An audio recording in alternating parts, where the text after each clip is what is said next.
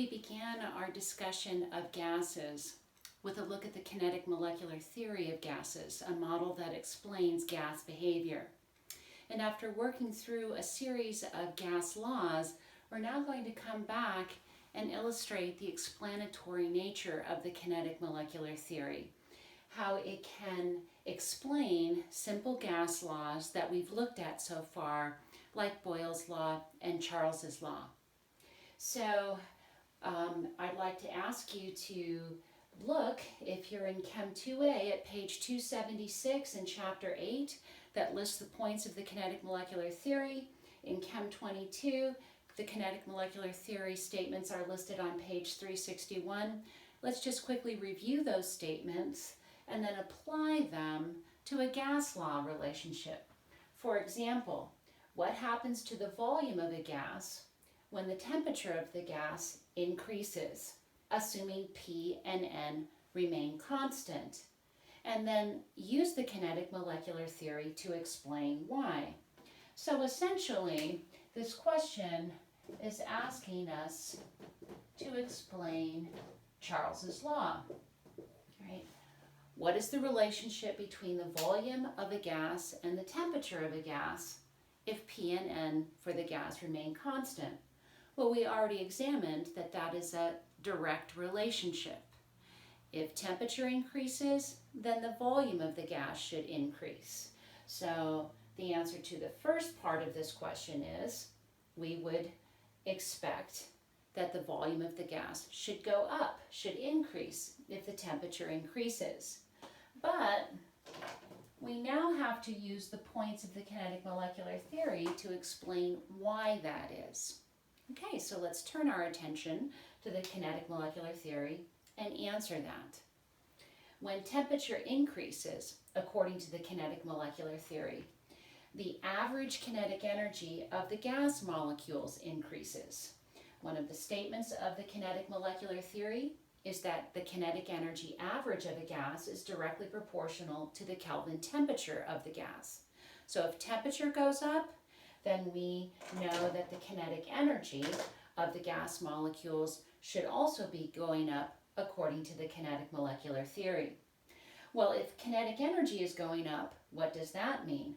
We know kinetic energy is energy of motion.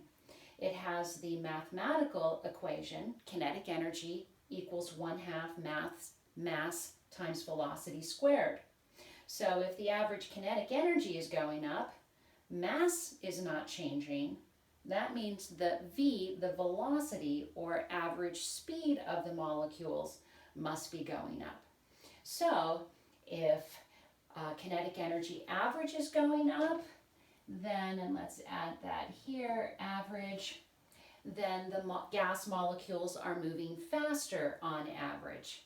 Directly related, right? Temperature goes up, kinetic energy average goes up, and this must mean that the gas molecules are moving faster on average. Well, what effect will that have?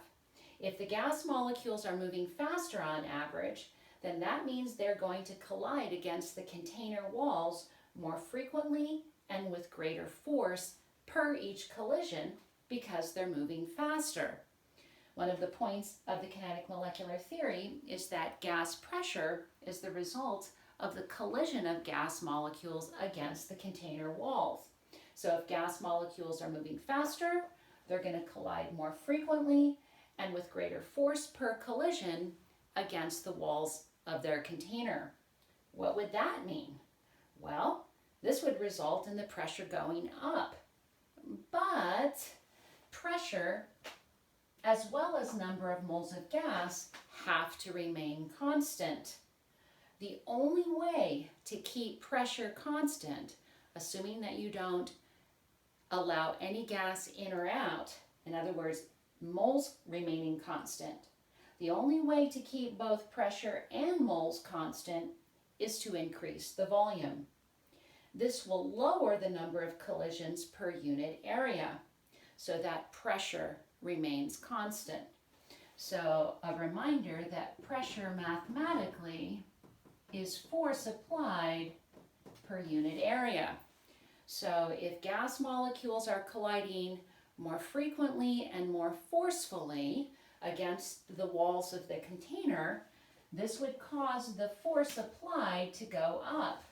The only way to keep the pressure constant is to increase the volume and expand the area so that lowers the number of collisions per unit area and keeps the pressure constant.